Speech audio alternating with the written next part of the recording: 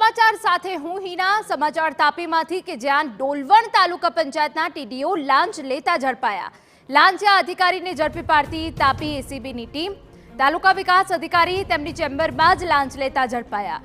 TDO VN Dodiya ₹12,000ની લાંચ લેતા ઝડપાયા હોવાની વિગતો છે। 6 લાખના બિલ પર સહી કરવા માટે લાંચ માંગી હતી।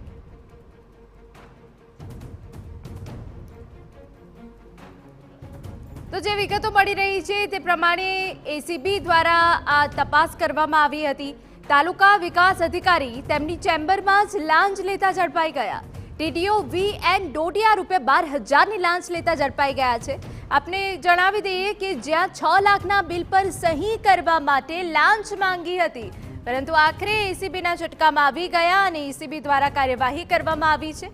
ચેમ્બરમાં જ લાંચ લેતા ઝડપી પાડ્યા હોવાની વિગતો છે। તો ડોલવણના ટીડીઓ લાંચમાં લપેટાયા હોવાની વિગત છે। 6 લાખના બિલ પર સહી કરવા માટે લાંચ માંગી હતી। જો કે એસીબીની ટીમને બાતમી મળી હતી અને તે બાદ એસીબીની ટીમ દ્વારા કાર્યવાહી કરાઈ હતી। ટીડીઓ વીએન ડોડિયા ₹12,000ની લાંચ લેતા ઝડપાઈ ગયા હોવાની વિગતો છે। તો આખરે લાંચિયા અધિકારી પર એસીબીની તવાઈ કે કાર્યવાહી કરી છે। તાલુકા વિકાસ અધિકારી તેમની ચેમ્બરમાં જ લાંચ લેતા ઝડપાઈ ગયા છે।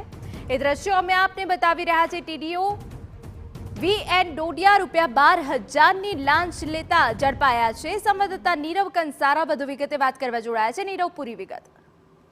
ચોક્કસ વાલોડ તાલુકા પંચાયતના ટીડીઓ વીએન ડોડિયા જે 12,000ની લાંચ લેતા એન્ટી કરપ્શન બ્યુરો તાપી જિલ્લાના હાથે રંગે હાથો ઝડપાઈ ચૂક્યા છે।